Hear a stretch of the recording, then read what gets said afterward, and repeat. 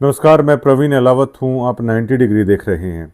जिस तरीके से सतलोक आश्रम से जुड़े हुए साधु दास ने सतलोक आश्रम की मैनेजमेंट को लेकर उनकी बखियां उधेड़ दी हैं, जिस तरह के आरोप उन्होंने लगाए हैं कि एक दिहाड़ी मजदूरी करने वाला जो एक ऑटो किराए पे लेके जो दिहाड़ी मजदूरी का काम करता है, उस शख्स ने कैसे इस मैनेजमेंट के हाथों में लाखों रुपए दान के दिए और जब उसको ज़रूरत हुई तो इस मैनेजमेंट ने साधु दास के साथ खड़ा होने से पल्ला झाड़ लिया।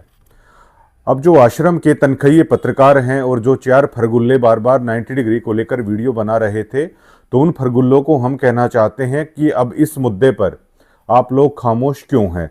साधु दास ने सीधा सीधा अमन दास पर यह आरोप लगाए हैं कि अमन दास ने उन्हें आश्वासन दिया था। उन्होंने न केवल उनकी बल्कि सरपंच की भी बेइज्जती की। सतलोक आश्रम की फरगुल्ला कमेटी ने संत रामपाल जी महाराज के आदेशों की भी धज्जियां उड़ा दी। संत रामपाल जी ने खुद जबकि ये कहा था कि साधुराम का मकान पहले से भी बेहतरीन तैयार कीजिए। अब सबसे बड़ा सवाल ये खड़ा होता है कि जो इंसानियत मानवता को लेकर हजारों लाखों दावे आए दिन सतलोक आश्रम की तरफ से किए जाते हैं, ग्राउंड पर जब उसे देखा जाता है तो उसका कोई आधार दिखाई नहीं देता है। अब आप ये देखिए कि किस तरीके से जो आम भक्त हैं वो ब्याज पर भी पैसा लेके सतलोक आश्रम को दान कर रहे हैं। दिहाड़ी मजदूरी अपनी मेहनत की कमाई का पैसा भी सतलोक आश्रम को दान कर रहे हैं। सतलोक आश्रम में उन भक्तों की खून पसीने की कमाई भी जा रही है। ब्लड डोनेशन के नाम पर हजारों यूनिट खून भी उन भक्तों का निकाला जा रहा है। सतलोक आश्रम में संत रामपाल जी महाराज का घर बन रहा है, ये आदेश बताकर उन लोगों से दिहाड़ी मजदूरी करवाई जा रही है फ्री में। और जब किसी एक आश्रम से जुड़े हुए भक्त को अगर कोई विपदा की घड़ी पड़ जाती है तो इतनी बड़ी सतलोक आश्रम का दावा करने वाले ये लोग बिल्कुल अंतिम कतार में खड़े हुए दिखाई देते हैं। किसी का भी साथ है ये लोग नहीं देते। अब जो ये हाइप क्रिएट करने की इन्होंने कोशिश की थी कि लाखों मकान बनवा दिए, हजारों मकान बना दिए, आप ग्राउंड पे देखेंगे तो इसका हो हल्ला काफी ज्यादा मचाया जा रहा है, जबकि ग्राउंड की स्थिति बहुत अलग है।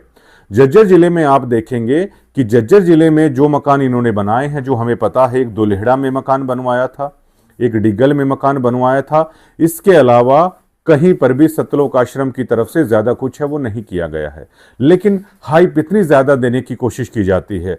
और जबकि हरियाणा में बहुत सारे समाजसेवी ऐसे हैं, मैं झज्जर जिले में बहुत सारे समाजसेवी ऐसे बता सकता हूं जिन्होंने इस मैनेजमेंट से ज्यादा हैं गरीब लोगों के घर बनवा के दिए हैं, लेकिन इनकी तरह हो हल्ला किसी ने नहीं मचाया।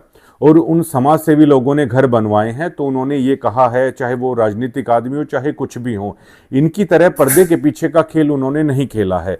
लेकिन अब आश्रम के फरगुल्ले आखिरकार खामोश क्यों हैं? इस वीडियो के आने के बाद सतलोक आश्रम आखिरकार जवाब क्यों नहीं दे रहा है? क्या अब उनके तनख्वाहिया पत्रकारों के कैमरे में वो ताकत नहीं है कि इस बात पर वो क्या जवाब दें? क्या जो वो फरगुल्ले बार बार वीडियो में आके जो दावा करते थे, क्या अब उनकी जुबान है वो काम नहीं कर रही है? क्या अब आप लोगों की महाशय मानसिक स्थिति किस प्रकार की है मैं समझ सकता हूं।